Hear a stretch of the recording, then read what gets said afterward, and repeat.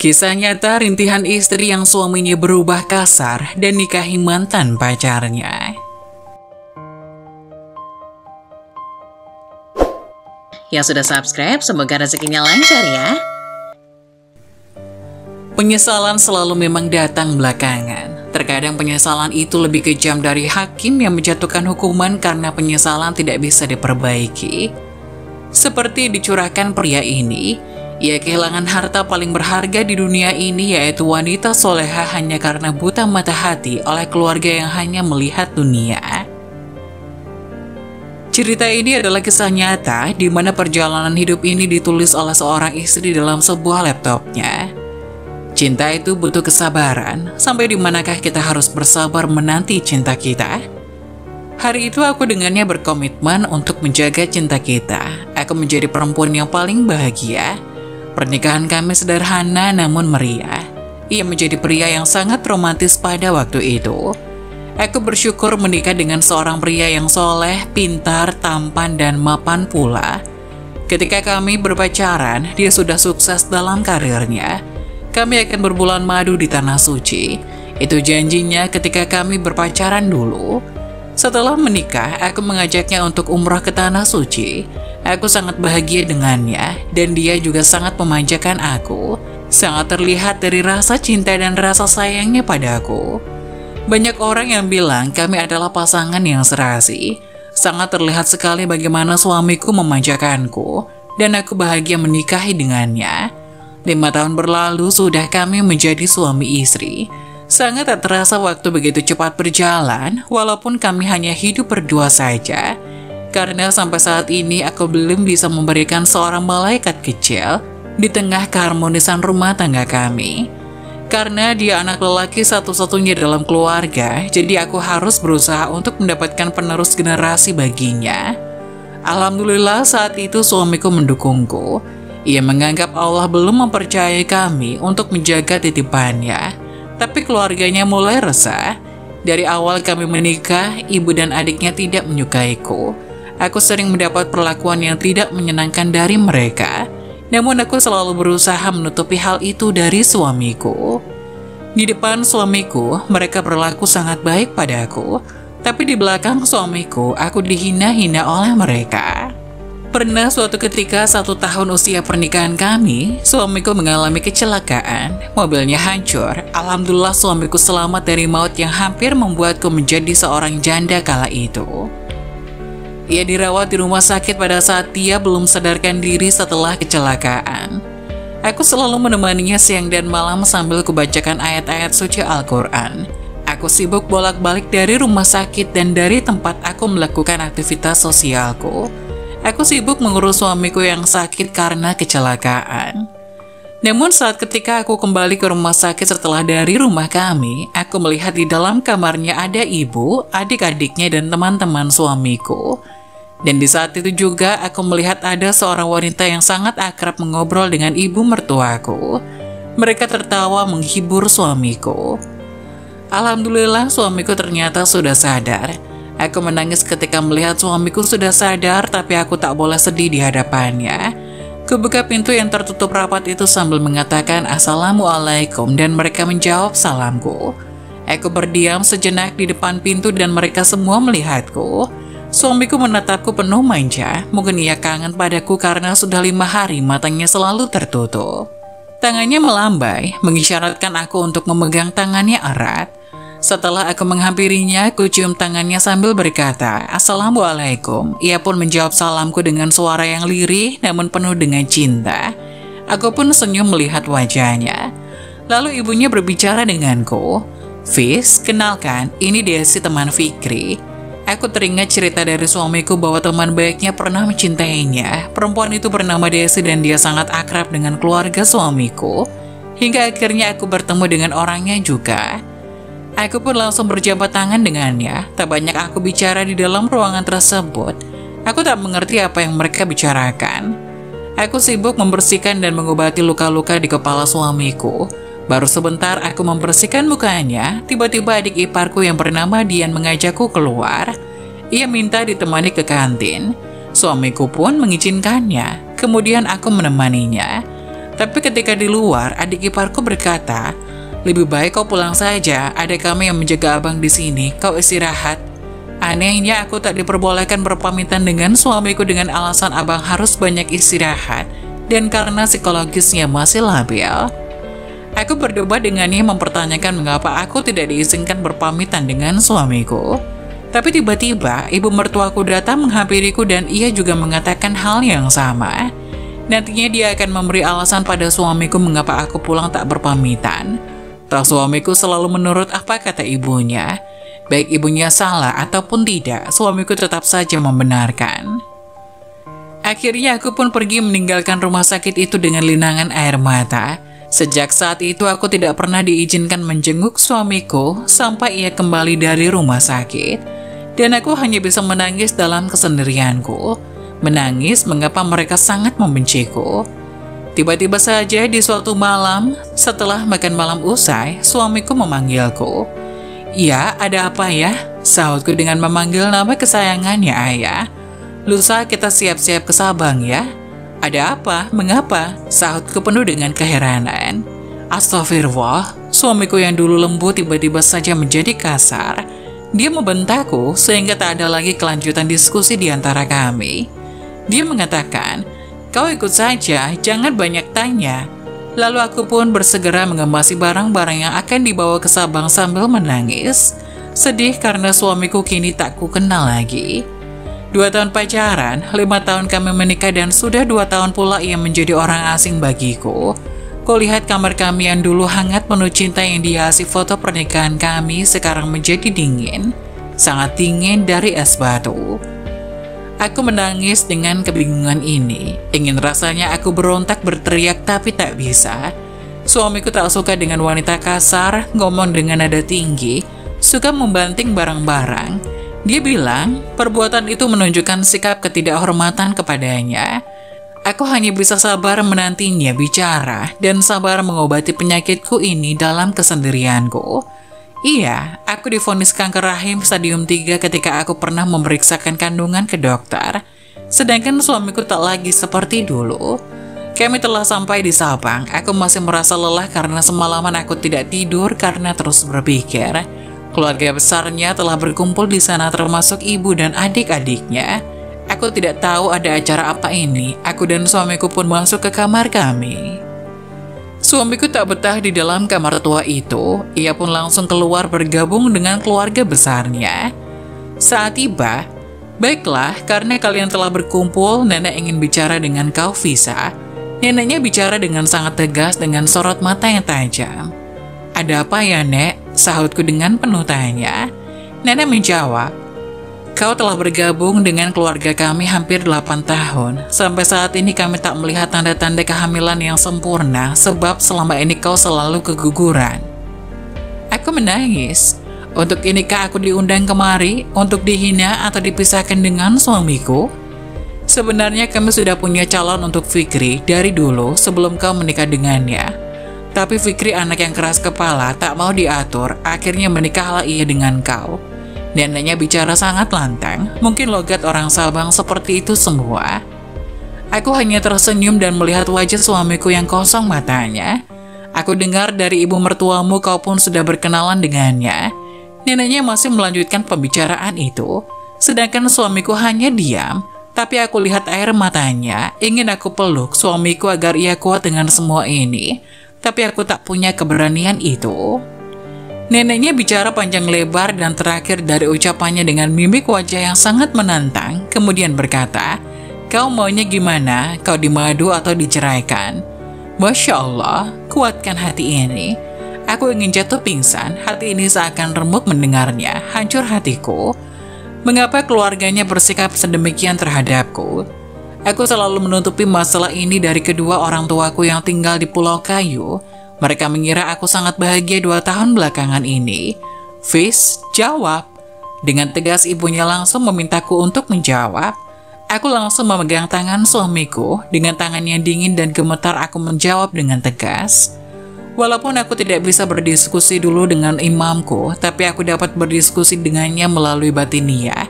Untuk kebaikan dan masa depan keluarga ini, aku akan menyambut baik seorang wanita baru di rumah kami. Itu yang aku jawab, dengan kata lain aku rela cintaku dibagi. Dan pada saat itu juga suamiku memandangku dengan tetesan air mata, tapi air mataku tak sedikit pun menetes di hadapan mereka. Aku lalu bertanya kepada suamiku, "Ayah, siapakah yang akan menjadi sahabatku di rumah kita nanti ya?" Suamiku menjawab, "Dia Desi."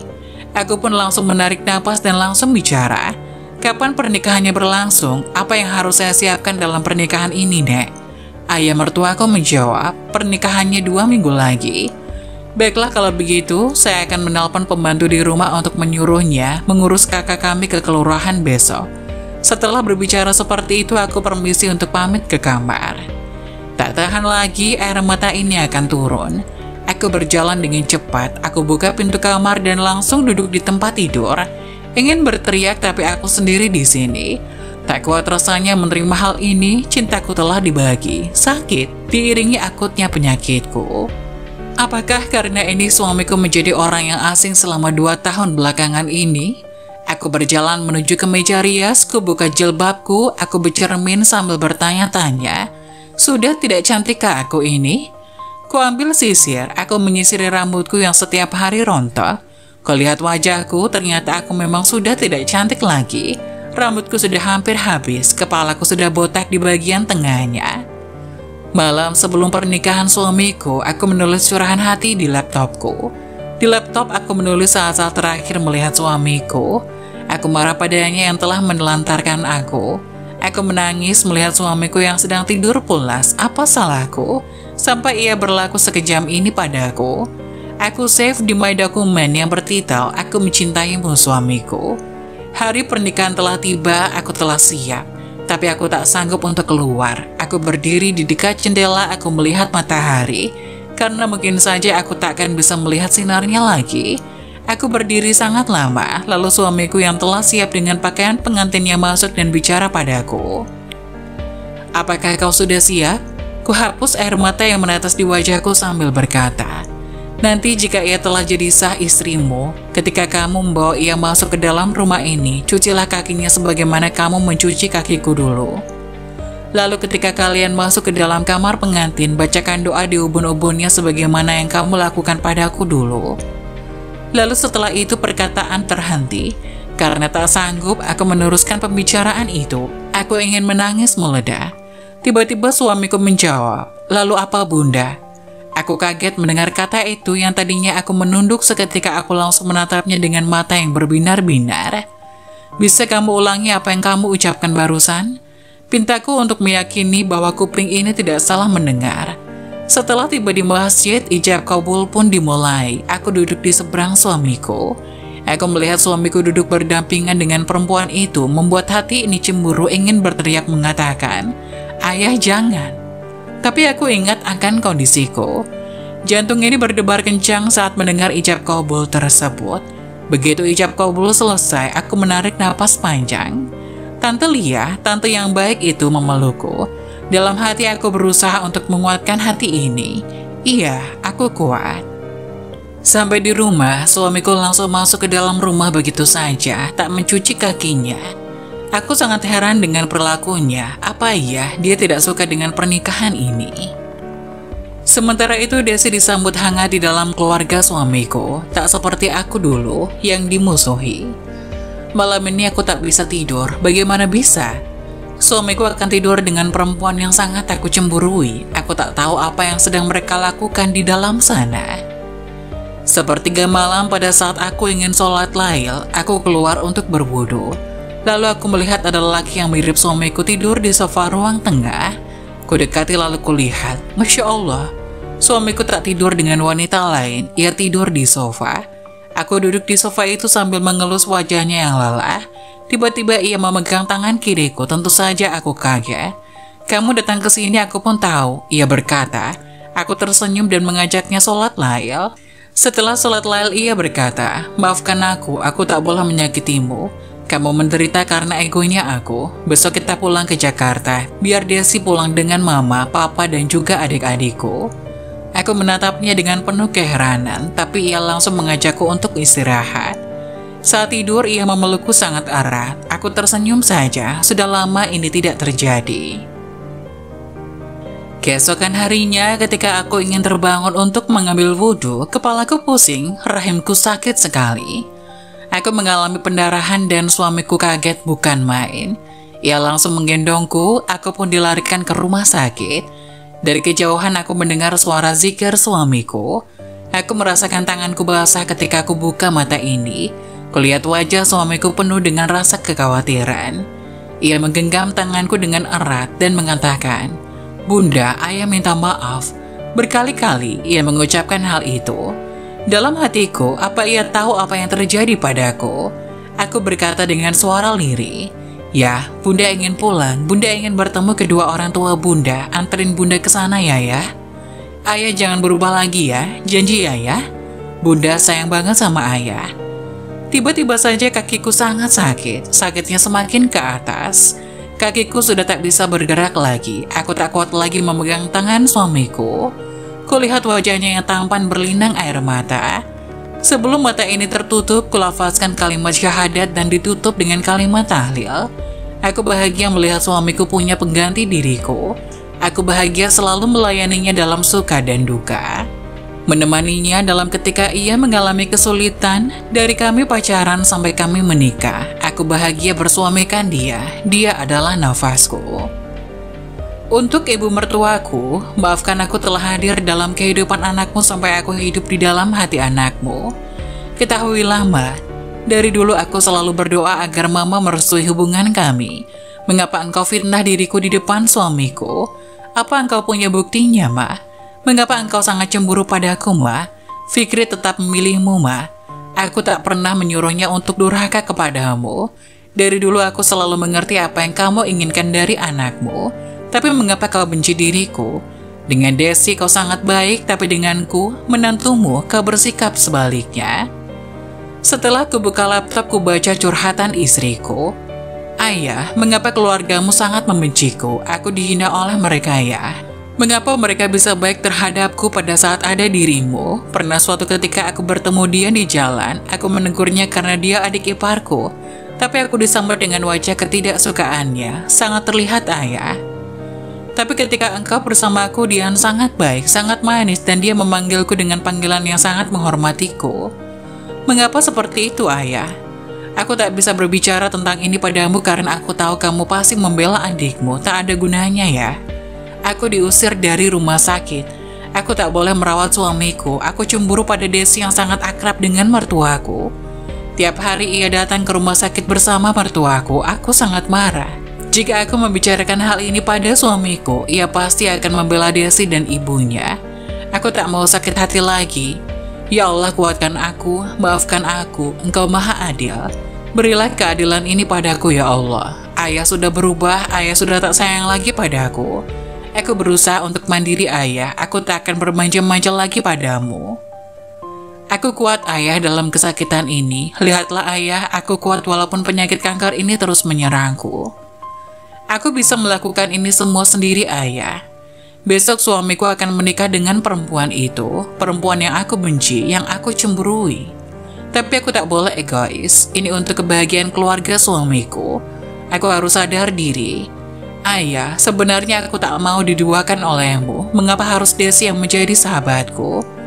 Ayah, aku masih tak rela, tapi aku harus ikhlas menerimanya.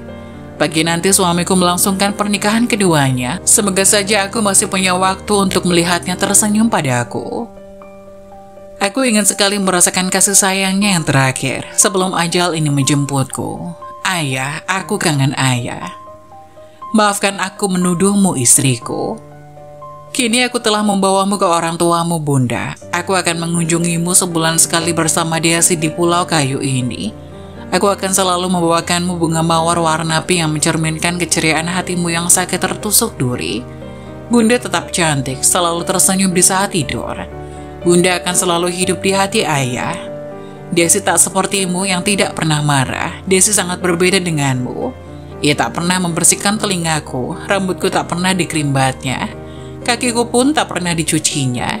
Ayah menyesal telah menelantarkanmu selama 2 tahun. Kamu sakit pun aku tak peduli, hidup dalam kesendirianmu. Seandainya Ayah tak menelantarkan Bunda, mungkin Ayah masih bisa tidur dengan belayan tangan Bunda yang halus. Sekarang ayah sadar bahwa ayah sangat membutuhkan Bunda. Bunda, kamu wanita yang paling tegar yang pernah kutemui. Aku menyesal telah asik dalam keegoanku. Bunda, maafkan aku. Bunda tidur tetap manis, senyuman jamu terlihat di tidurmu yang panjang. Maafkan aku tak bisa bersikap adil dan membahagiakanmu. Aku selalu mengiyakan apa kata ibuku karena aku takut menjadi anak durhaka. Maafkan aku ketika kau difitnah oleh keluargaku, aku percaya begitu saja. Apakah Bunda akan mendapatkan pengganti ayah di surga sana? Apakah Bunda tetap menanti ayah di sana? Tetap setia di alam sana? Tunggulah ayah di sana, Bunda. Bisa kan? Seperti Bunda menunggu ayah di sini, aku mohon. Ayah sayang Bunda.